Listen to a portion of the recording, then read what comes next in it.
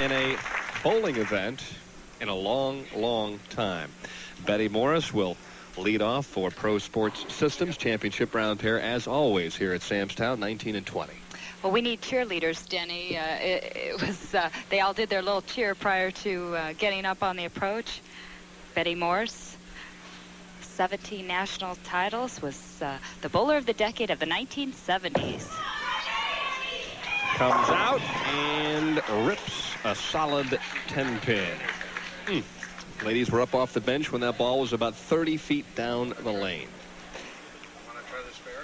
Betty Morris switching balls to shoot her 10-pin. Lane's relatively dry this week in the center of the lane. Well, we can talk about a couple of things here, Leila, as this championship develops. First of all, the strategy in terms of how players attack just one shot on each lane and how they put their lineups together. I mean, it's interesting that a Hall of Famer would lead off for a team. Well, she's providing the momentum for the team. And speaking of momentum, you see Karen Wakefield here starting out for the Team BP AA. She provided a tremendous amount of momentum for her team. And to be the #1 player, she can just pump up the other teammates as she comes back. Says, hey, it's okay. Let's go. Let's get them. A little tug, not much hold, and through the nose. Karen Wakefield lucky to leave just the 10-pin. Karen Wakefield, a part-time player on the tour. 5-step approach, long first step, uses all of the approach, relatively high backswing, good knee bend. She picks up the tour every year in April. She works as an accountant for the first 3 months of the year. Well, does that mean she makes so much money in the first 3 or 4 months she can go out and play on the tour the rest of the year? I guess so, or they don't need her up there after April 15th. And back-to-back WIBC Hall of Famers to start as Pam Buckner steps up on lane 19. Boy, that's an awesome start, huh? Betty Morris and Pam Buckner, a couple of titles between those two players. Oh, you bet. 7 national titles here for Pam Buckner. Now, the last time she made a television show was just earlier this year in Las Vegas. Now she's a part-time player. It was during the Western Open in February. Not the greatest shot in the world to start things off, getting high fives from the rest of the team, but this was Brooklyn the moment it left. Well, she's trying to get it over there, and she'll be jumping around. I'm not sure who's going to jump higher, Pam Buckner or Tish Johnson. We'll have to wait and see. A fighter, a scrapper, a competitor, tenacious player, this Pam Buckner. She wants to win. Uh-oh, look at this. Took the 5 right off of the 9-pin. I'll make that the 8, I should say. Wow. Well, a very easy spare to chop, Denny, as the ball's just going to break very sharp in the back end. She's going to take the 5-pin right off the 8-pin. Clean. So an open for Pro Sports Systems. Or I should say BPAA. Now Fran Wolf, the former national tournament director on the Ladies Pro Bowlers Tour, leaves a 7-pin on lane 20. This is Fran's first television appearance ever. Big laugh, big smile. She said, hey, I just gave it a shot. The teams were picked by a draw, and Fran said, I just thought it would be a lot of fun, and I felt like I was bowling with my children. And she said, I feel like I'm bowling with my kids, and they were 4 of the best kids to bowl with. Cross lane, no problem with the 7-pin. So it's another spare up for the BPAA. And they lead by 12.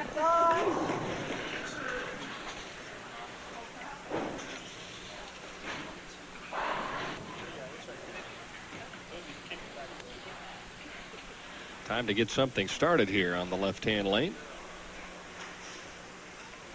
Sue Brandt, part-time bowler on the tour as well. This is her first television appearance. She works in the lab at the Marshfield Clinic in Marshfield, Wisconsin. She's 36 years old.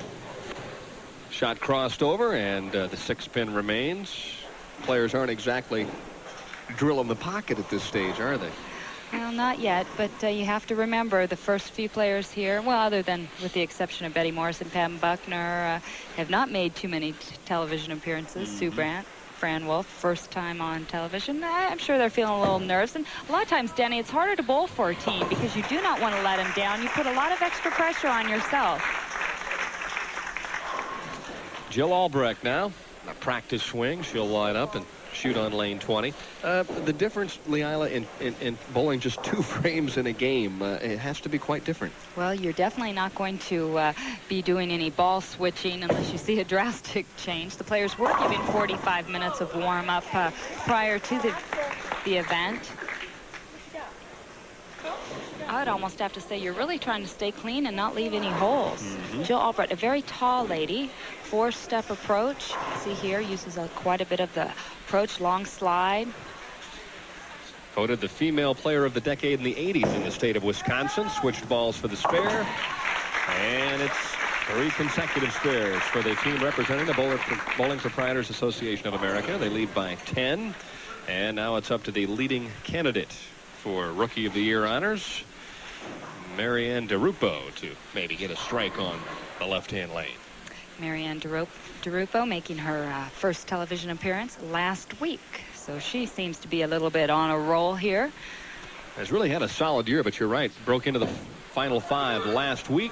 And a perfect shot. So up comes the strike in lane number 4.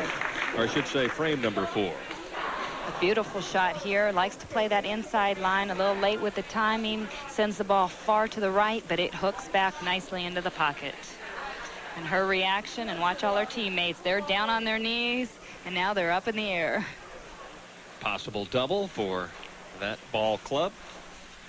And now it's back to Linda Kelly, former Team USA member who won her first title earlier this year on the Ladies Pro Bowling Tour. And a good shot there. A little high, though. She leaves the solid 4. Linda Kelly has 2 children at home, Megan and Brian. Lists her hobbies as walking and reading. Very fit. Came out on tour. This is her 3rd full year on tour. Like you mentioned, Team USA member. Also won her first title at the Robbie Open earlier in April. Runner-up to the National Amateur Champion.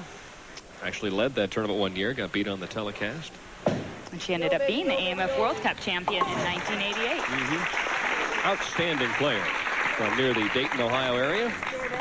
A 9-pin lead, but that could be erased by Pro Sports Systems. Dee Davidson on the left-hand lane looking for the double. A big opportunity right here for Pro Sports Systems, Denny, to make up for that open frame in the 2nd and catch up to the BPAA team. Dee Davidson with 3 career national titles. And gave it plenty of room, and instead of a double, it's the possibility of yet another open. The 3-6-7 split possible to pick this up. She's going to want to hit right side of the 3-pin, slide it into the 7-pin. This would be a big lift if she could make it. It sure would. Dee works as a pro bowling camp instructor while off the tour. Looks, Gave it a valiant run, but it's not to be. A 2nd open frame for Pro Sports Systems. And now Tish Johnson could really start to put a hurt on that team if she strikes here and gets something started on the right-hand lane. Tish Johnson said her teammates carried her this week. She really did not bowl exceptionally well. She averaged 194 and started out beautifully with the first strike. Perfect shot for Tish Johnson, and if there's an anchor on the Ladies Pro Bowlers Tour, she would be one of my favorites. Flush hit as the BPAA leads by 23.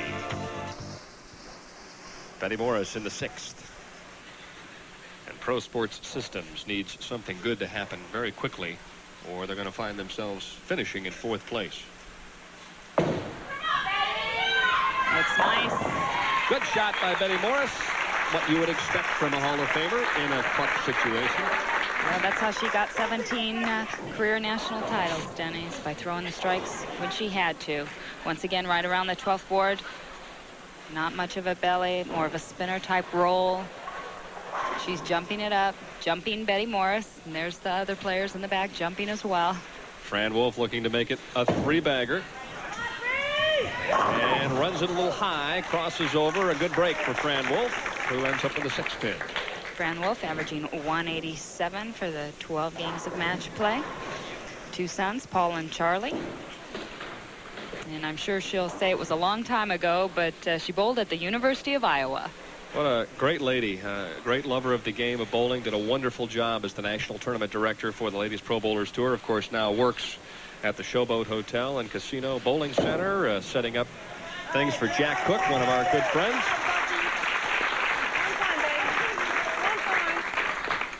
And don't forget, coming up on Saturday afternoon, oh boy, the rivalry start. Pitt and Penn State. That one is at 4 o'clock.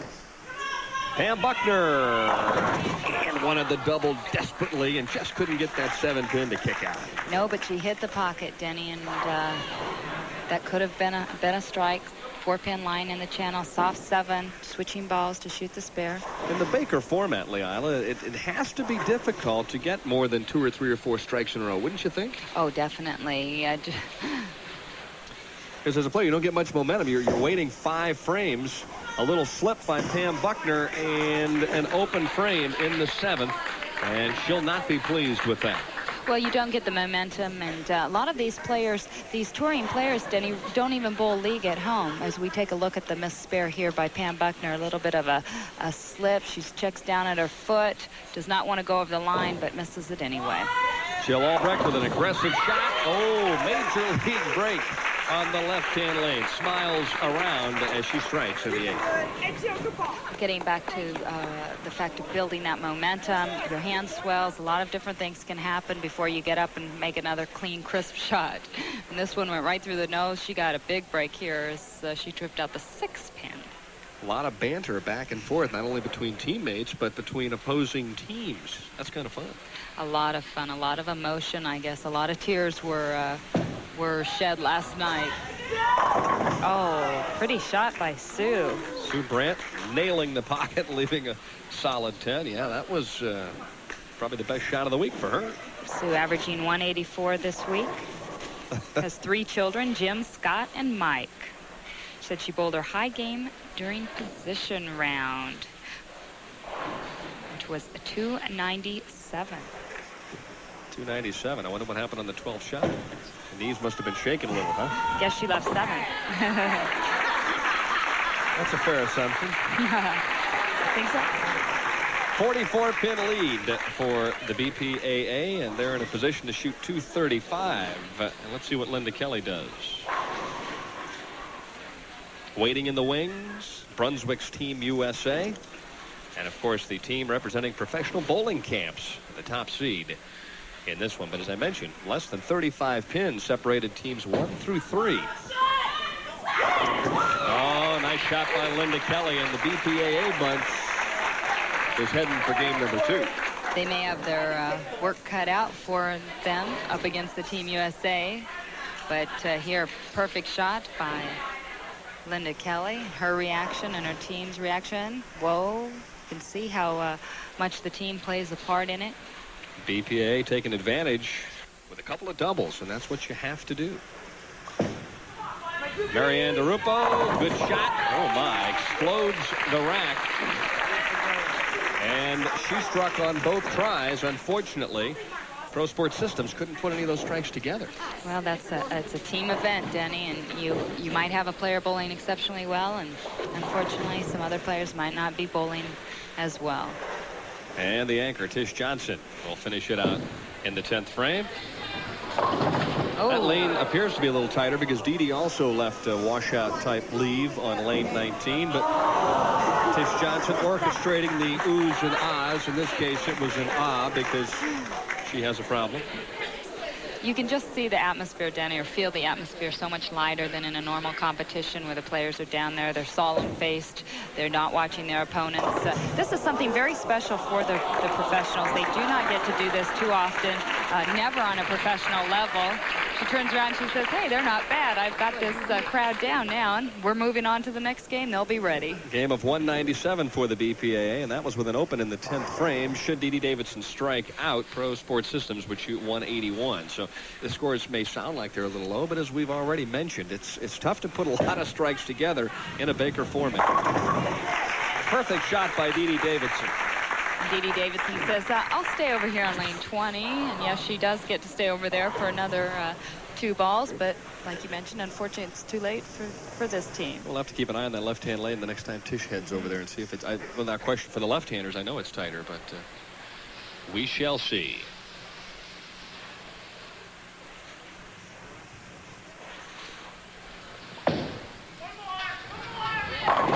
Another good shot by Dee Davidson, but a 7-pin stand, so a 4th place finish for Pro Sports Systems. And the opening game has gone to the BPAA. Pretty impressive. Couple of doubles, no open frames until the 10th, and Tish Johnson didn't have to do anything but show up. All right, game the National Team Championship. Lucy Giovinco, a former World Cup winner, will start for Team USA on lane 19. Also a former LPBT member, Denny. She was a member in 1983, 1984. Turned back amateur. If you give up your professional status for 2 years, you are allowed to become an amateur again. She went all out for it, Team USA. And she became one of the team members to go on and win the 1992 Africa Cup. Excellent shot to start. Left a solid 10. A real gamer, this lady. When she gets lined up, she can throw plenty of strikes. Generates a lot of velocity. And misses the 10-pin. So an open frame for Team USA right off the bat.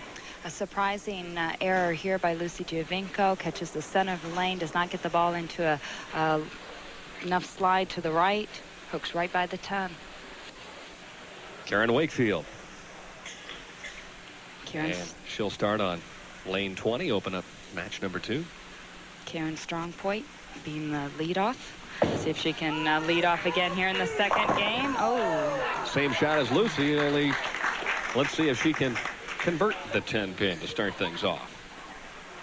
Well, you give it a try, okay? Tish Johnson giving her some instruction from the bench. Tish will give you that whether you want it or not, more than likely. Exactly. Having some fun during the commercial break. Tish is yelling up to the audience, time to play ball. Let's get this thing going. Yo, baby, yo, She's funny. Spare up. So the professionals are up to start the match. Mary Betke, one of the outstanding amateur lefties in the United States, from Waco, Texas. Has won 4 of the LPBT regional events. Still has been able to keep her amateur status as well. A 1983 team collegiate champion from West Texas State. Beautiful shot on the left-hand lane, so Team USA bounces back with a strike. See here, very nice style, deep knee, Bren. Good roll on the ball, a lot of turn. Watch the ball hit the pocket. Perfect. Team USA bunch up off the bench. Now it's up to Fran Wolf. And tries to hold pocket and does as she trips out the 4-pin and slaps out the 7 in the process. Nice shot. Fran Wolf keeping up her momentum, keeping up her ball speed. I think this is critical with the lanes hooking in the center of the lane. That's why she's able to hold pocket and catch that 4-pin. Nice break in the second. Mandy Wilson looking for the double. Yanked it all the way, and it will not end up with a Brooklyn strike. Mandy Wilson averaging the highest for her team of 216. 1991-92 Dayton Bowler of the Year. Really a terrific player. Very solid bowler, especially on tougher conditions. Strong physically and a very good mental player. Never gives up. Going to work hard on every single shot. Jill Albrecht now with an opportunity to double here in the third. BPAA had a couple of doubles in the opening match. Come on, buddy!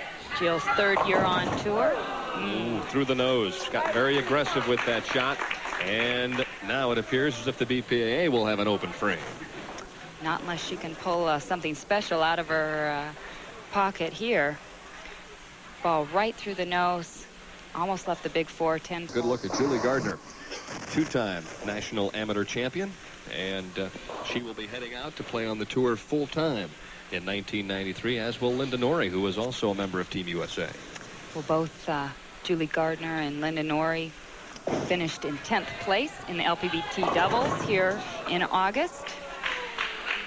And the 210 stands up. Well, Julie gave it plenty of room, a nice aggressive shot, but the ball just didn't quite finish. Equivalent to the 3-7 on the left side. She will want to hit on the left side of the 2-pin, slide it into the 10. Works as a junior director, two-time national amateur champion. Another open frame. Team USA struggling here in the early stages.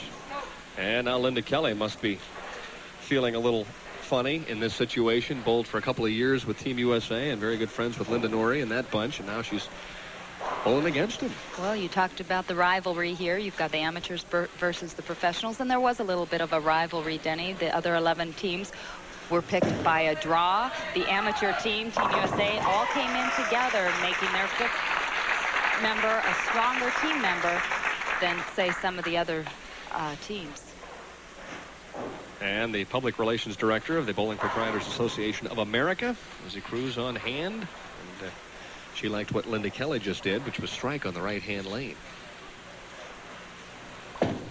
Linda Norrie with a fastball. And a strike. So Team USA battling back, but they need a double. They're down by 12. Right now, Tish Johnson can do it. She can double up on Linda Kelly's strike. And they lead by 22. Nice shot by Tish. The messenger doesn't quite deliver the message, and she'll have to handle the 7-pin. A nice shot there. She turns over. Apparently a smart remark by one of her own team, I think. Own teammates, yes. You can do that if you're on the same team. You can offer those remarks. Yes. Uh-oh, stuck. And an open frame. This exhibition here. Oh, Tish is going to pick something up, take it back. This match is even. And guess what? Team USA is working on a strike. If Lucy Giovinco doubles here, they go into the lead. Lucy Giovinco hit the pocket last time and left a 10-pin, but now she has to get up on lane 20. This is Tish Johnson. It appears that she's stuck, missed the 7-pin. So an open frame. Threw a strike in the 5th, but not to be. Good shot by Karen Wakefield. So the pros representing the BPAA doing anything but giving up. They've struck in the 2nd, the 4th, and the 6th, but they have not been able to put a double together. And the key is to get a double and get it early. Lucy Giovinco right now could step up and throw the first double of the match for Team USA. And give them a 10-pin lead at the midway point. Lucy averaged 195 for the match play qualifying rounds. Oh my, what a break for Team USA. She trips the 2-pin. Barely hits the head pin, Denny. This ball is heading right, hits the head pin off the wall. Out comes the 8, trips the 2. She says, yes, you don't care at this point what way they go down, as long as they go down. And Fran Wolf, who struck in the 2nd, would like to repeat that in the 7th, give her team a double. And she does. Beautiful shot by Fran Wolf, who pulls this match back to even. And her son Paul looks on, and obviously he's excited about the way Mom is performing here this evening. And his new wife, they're newlyweds, wed in May, June. Mary Betke looking to make it 3 in a row. She also struck in the 2nd frame. Come on, Mary. Now we thought the right lane was hooking a little bit more for the left-handers. It appeared so. Mary Betke crosses over, catches another break. It appears Team USA has cut now 2 breaks in a row. Took them a while to get started, but the strikes are finally starting to fall. That's 5 consecutive strikes. Now Jill Albrecht looks to tie the match once again. This one could get awful tight down the stretch. Gave it plenty of room. And she carries a wall shot. So it's heating up. Whoever wins this match heads into the title match against the professional bowling camps team. Mandy Wilson, high in the pocket, through the nose, and lucky to leave just the 6 and the 10.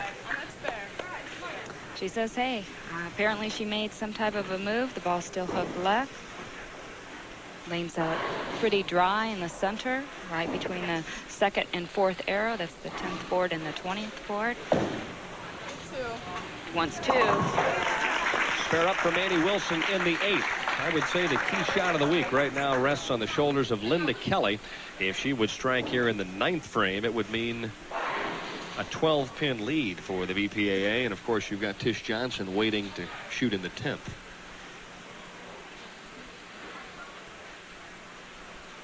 Linda Kelly struck in the 4th. And of the BPAA team, she's probably got the best shot, I would think. Good clutch performer. And throws it in the pocket, leaves the 4-pin. Exactly that. Good clutch performer. Good shot, just didn't trip out the 4. Perfect. Team USA breathing a sigh of relief. They realize they still have a shot at this semifinal game. With a spare here, BPAA is in the lead by just 1 pin. Changes balls for the spare conversion. No problem for Linda Kelly. Now it's up to Julie Gardner. Julie Garner finished 11th this year in the 1992 U.S. Open. She was the high amateur finisher. And as you mentioned, she is going to be turning pro in 93. She's 24 years old. Linda Norrie, 25 years old. The ladies that are coming out these days, a little bit older, a little bit more mature, and a lot more experience than when I first came out. For this lady. Excellent shot by Julie Gardner. A very, very skilled player. We'll come. Carries a wall shot. Very important shot, because if Tish would strike out, she could shoot 205, which forces Linda Norrie to strike in the 10th. Pin count also very critical. If Tish Johnson throws 2 more strikes, Danny, she'll shoot 205. Linda Norrie will have to throw 2 strikes in the 10th. Out here, it's who performs in the 10th frame. And Tish Johnson making a bid to become the bowler and player of the year in 1992, showing exactly why as she comes up with another great shot. One more and it's 205. What a comeback. And they weren't sure who was going to anchor this team. Was it going to be Tish Johnson or Linda Kelly? And right now, I think they're pretty glad that Tish Johnson is anchoring. Well, a great performance by a great champion, Tish Johnson, in the 10th frame. So the BPAA shoots 204, and Linda Norrie, who's had to throw a lot of big strikes in her young career, is faced with a tough situation. She must get 2 strikes and then 1 pin to win.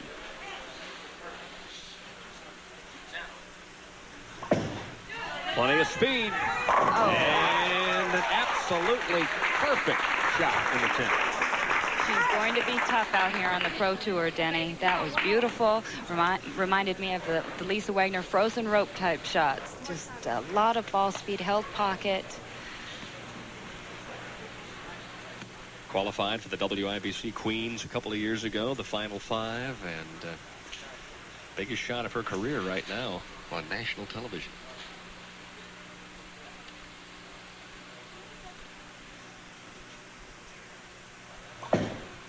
It's left, but it holds pocket. Oh my goodness, tripping out the 4-pin, and Team USA has hung on to get to the final match if he can stay behind the foul line. Team USA really catching the breaks here this match, Denny. Linda Norrie definitely pulled that ball inside of target. It held line, trips out the 4. Earlier in the match, Lucy Giovinco tripping out the 2-pin to make a double. So the amateurs are going to advance here into the title match against a very, very good team of pros that represented the BPAA. Linda Norrie. Strike, strike, strike in the 10th. Team USA making a statement in the championship. Going into a 2-game match for the top seed. Had they had to come in cold, I would definitely favor Team USA. But since they do get 1 game to loosen up, the 2nd game they can concentrate, get a little bit lined up on the lanes, and who knows what can happen. And left with a 3-6-10 on the left-hand lane.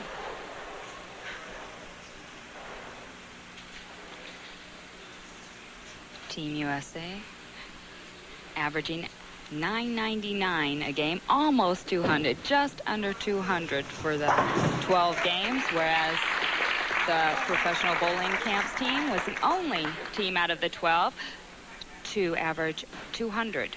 And they shot 1,002. Lucy Giovinco not quite covering the spare by the book, but it'll do. The 3 into the 6, the 6 into the 10. And Karen Postlethwaite will open up for the professional ranks. First time ever on national television, and a very, very nice shot. Karen's cashed 3 out of the 11 tournaments here in the 1992 season. Big sigh of relief there to open up with a strike. Well, interesting, Denny. This team has put 2 of them, their most inexperienced players, in that 1 and 2 position, whereas the other teams we've seen come out and put a very strong player in their opening position. So they're going for strategy. They're strong players in the 3rd, 4th, 5th positions. Mary Betke with plenty of room, and lucky that the 7-pin was the last to fall. Well, we've seen 2 left-handers leave this along with the 7-pin on lane 19. We've determined that that lane might be a little bit tighter. Also the weight here. The ball does not come up high enough. Hits the head pin just slightly, but she gets a big break as a 4-pin knocked at the 7, and she knows she got lucky. Okay, thank you.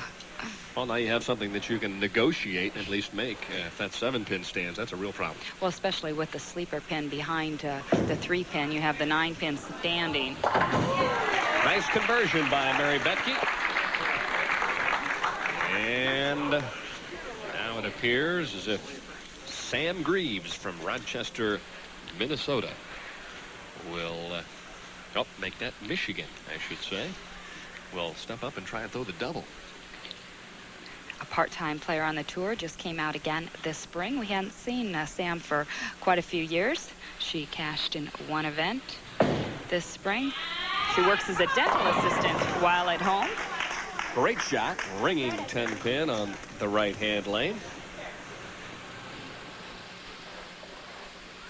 Sam Greaves, a very basic 4-step approach. As you can see here, pushes the ball into the swing, but a very short swing. Does not come up to her shoulder, whereas you see most of the professionals at least shoulder height.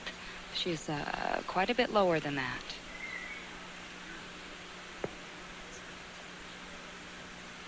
Averaged 192 the 12 games. Cross lane, and a nice job of picking up the 10. Not the way you want to start your first appearance in the championship round, having to make the 10-pin. We've already seen a couple of them missed here this evening. I just know from my first time on television that becomes even more difficult than normal. A lot of pressure on you. Mandy Wilson averaging 216, high average for her team this week. Left again, and she carries the Brooklyn. She has not thrown the ball particularly well here in the championship round, but given enough time, if she does get loose, she'll start to find the pocket. Well, she comes across once again. She really needs to move a little bit left, sending the ball a little farther to the right. Wendy McPherson, who's had plenty of success in this bowling center, having won the Samstown Invitational a few years back, steps up, throws a very nice shot, and X marks the 3rd frame for the PBC bunch. Wendy McPherson, the youngest person to win the Triple Crown at the young age of 22, in a 3-pin lead for the pro bowling camps. Julie Gardner on the left-hand lane. Of course, you talk about the Triple Crown. You mentioned Samstown, the Queens, and of course the United States Open. Julie Gardner, nice crisp shot, flush hit on the left-hand lane. A lot of roll, a lot of turn on her ball. And the 4th. Debbie McMullen participating in 20 events. Full-time player out here on the tour, has cashed 12 times this year. Excellent shot, another ringing 10 on the right-hand lane. Also works as a professional at the pro bowling camps and a house pro at Celebrity Sports Center in Denver, where we were just last week. Has come out and had a nice fall, maybe not up to her expectations. Still looking to win on the national tour. She's been out on tour now 3 years. The former Rookie of the Year in 1990. Like you mentioned, looking for that first title. Finished second here along with Jan Schmidt just a couple years ago. As Mom looks on, that was a time to hold your breath. Debbie thought she might have missed the 10-pin to the right, but the ball hooked back. Now, Linda Norrie, who struck out in the 10th frame to get to the title match, is looking to make it a 3-bagger for Team USA. Linda Norrie also working as an accounting clerk while at home in Concord, California. Through the nose, so the turkey is no longer a possibility. Really feels her strengths are her spare shooting. She's going to get an opportunity right now. She's trying to wave this shot to the right. She knows it's coming up high. She leaves herself with a 6-9-10. Her strengths, her spare shooting and accuracy. Her weaknesses are her speed control and the rotation on the ball. Well, if she wants to be a successful professional player, she's going to have to learn how to change speeds a little bit. She has one speed, which is high velocity, and in certain situations that works just fine. But you, as well as anybody, know that you have to be able to do a lot of different things on the national tour. Donna Adamek, one of the most versatile players through the years, up on the right-hand lane, playing way inside, which is where she likes to play. Strikes on lane 20.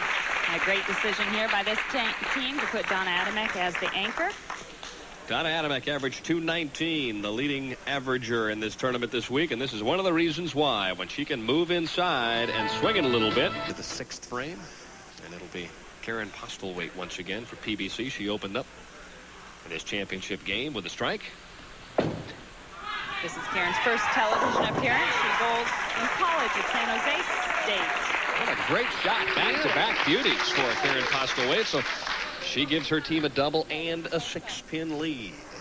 And now it's back in Lucy Giovinco's court to get something started for Team USA on the right-hand lane as the players and teams have now switched lanes. Keep in mind, this is the first of 2 games here in the title match. Of course, it's total pins for 2 games. Lucy Giovinco, named to the 15th Annual Bowlers Journal Amateur All-American Team. Talk to that shot through the nose, and a 6-10 remains.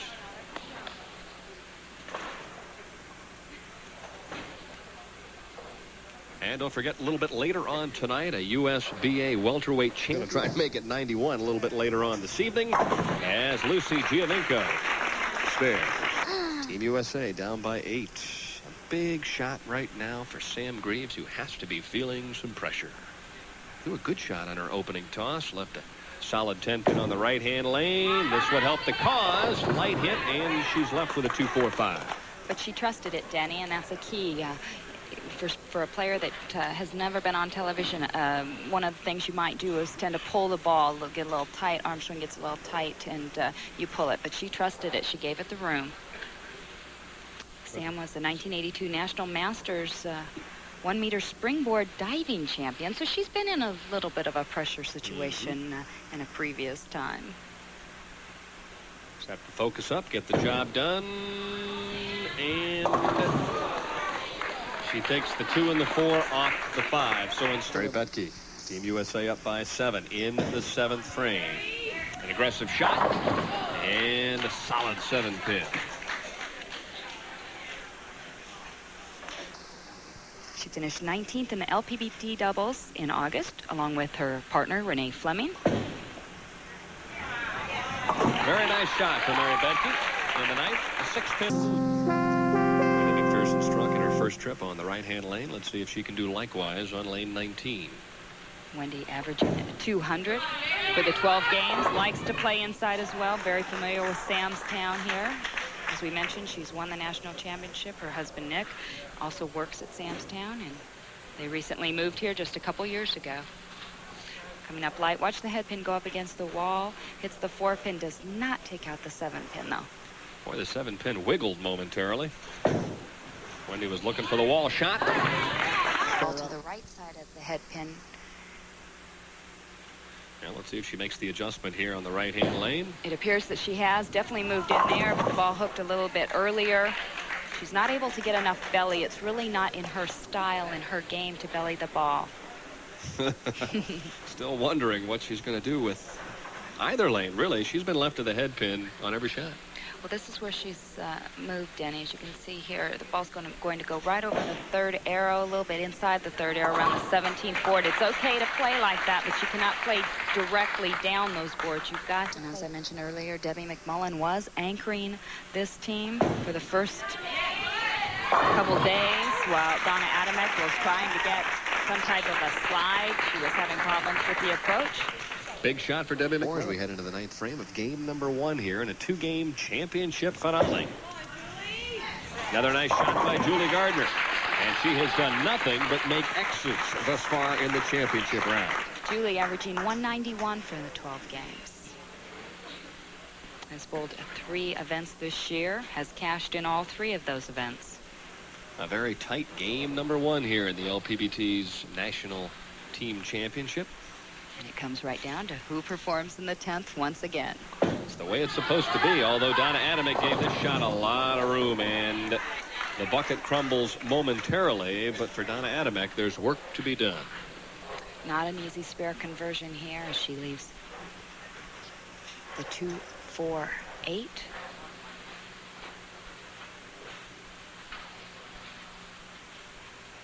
Anytime you've got double wood, you've got double jeopardy. Well, we saw Sam Greaves chop the bucket earlier in the game. Donna moving in, trying to catch it. Ooh. Ball slides past, gets the 2-pin, and that's it. So an uncharacteristic lead after game number 1 in a match that was very close. 28 pins exactly going into the 2nd game. Norrie carries the wall shot, so the double is posted, and from here on out, you're just looking at trying to extend the lead. Very comfortable lead going into the 2nd game. Has to loosen up Team USA quite a bit. They just will have to stay clean. They had no opens this game, as the PBC team missed 2 spares. I think Lucy's comment about, hey, they're the pros. Obviously, they've got more experience, but we've played the Baker format a whole lot more, and we feel very comfortable with it. And Norrie hits the pocket again, takes the 10-pin, and with a spare here would shoot 208. Well, Denny, once again, these 5 players, yes, they have bowled together. They came in as a team. The other team had to pick their team by a draw system.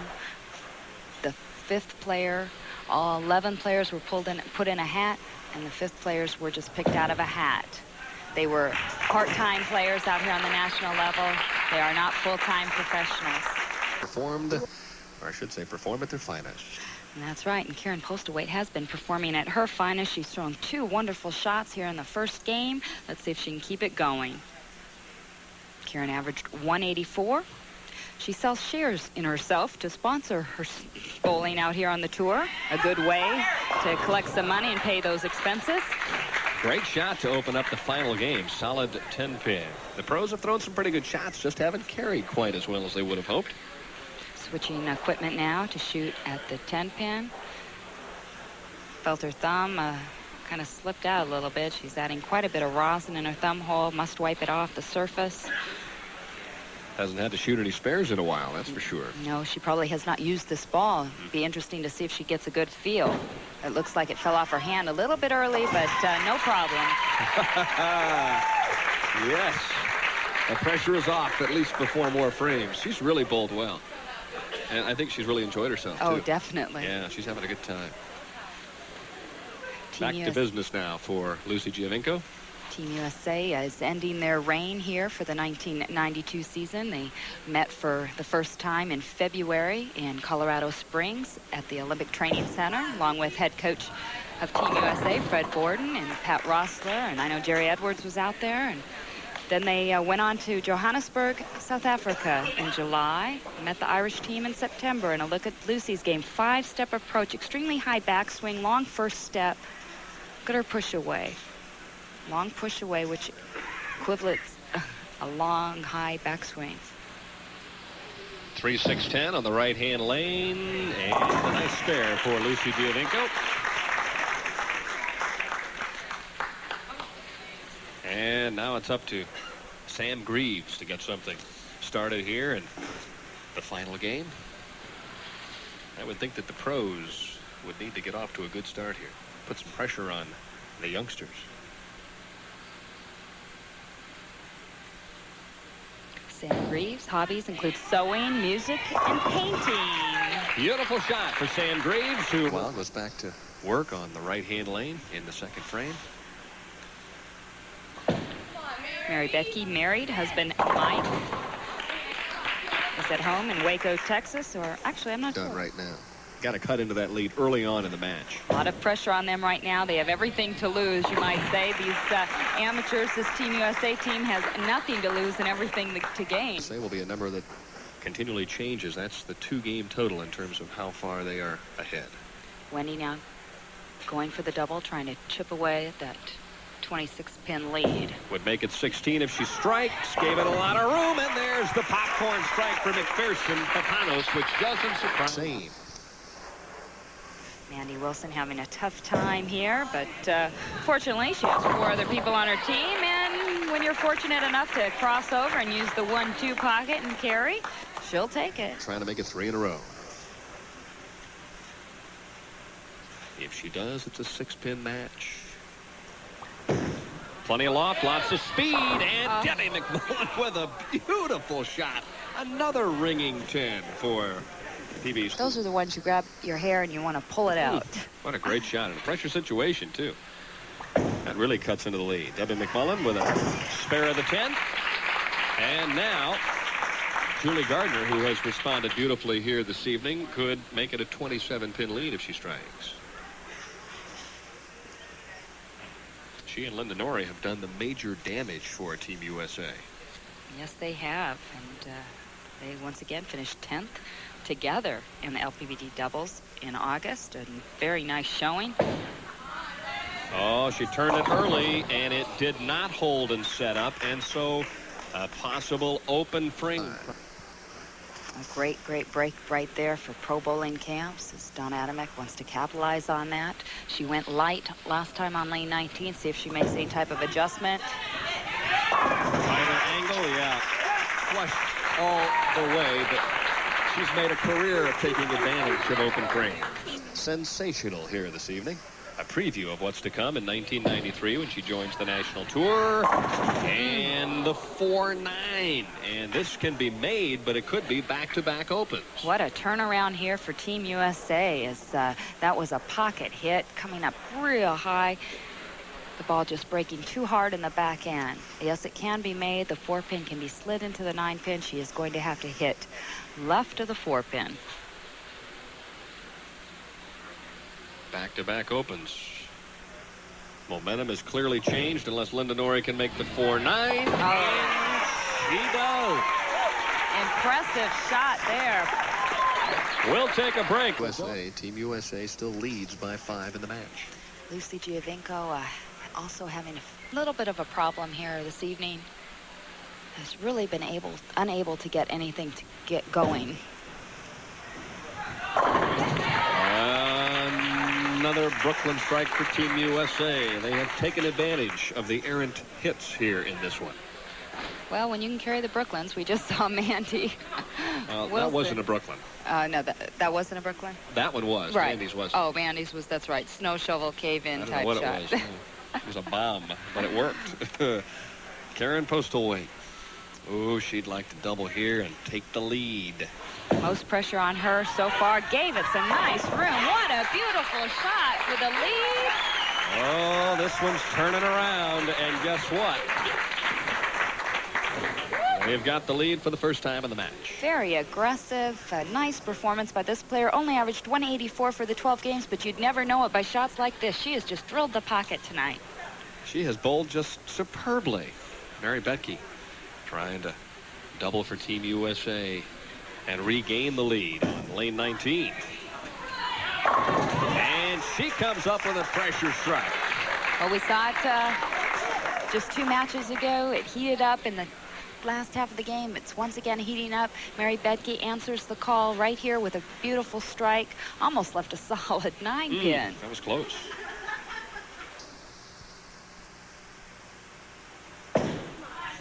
Gave it the room.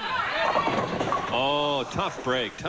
Leaves the 5-7. The good news is you can do it. She moved left with her feet, gave it some room. Yes. And she makes it. Oh, what a great shot. I'd be mighty surprised if she didn't. Very good spare shooter. Wendy McPherson. Donna Adamek in the 10th. Wendy McPherson by the pocket, trips everything out except for the 5-pin, and I think. Johnson. Oh, Leanne Barrett. What about Carol Giannotti? You can't count her out. Oh, the Player of the Year race is, I think, really now between two players, Tish Johnson and Carol Giannotti. Although if Anne-Marie Dugan would win or Leanne Barrett, they would probably get some extra votes. Julie Gardner in the foundation frame, and she throws a strike. Big. Good shot. And it doesn't carry. Look at the 7-pin wiggle. That's as good as you can throw it in that situation. Ball fell off her hand, but Debbie McMullen ends up with a spare. A lot of speed. Ringing 10-pin. And guess what? Donna Adamek's got a chance. The best possible game Team USA can shoot would be 190. Make the 10 first. Linda Norrie misses the 10-pin. The door swings wide open. Linda Norrie has performed so beautifully here tonight, and now a miss in the 10th. Definitely an errant shot here. Denny just really turned it early, did not get through the ball correctly. Left the 10-pin. Well, Donna Adamek needs a mark and count. 212 is a tie, or is that a win?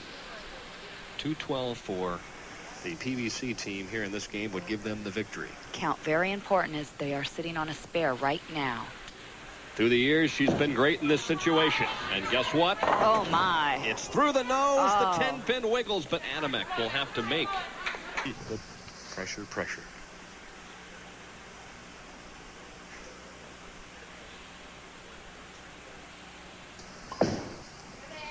What a shot. Oh, just narrowly misses, and Team USA is the winner of the first Ladies Pro Bowlers Tour National Championship. It came down to the tough 10th frame. Neither team could come up with a mark.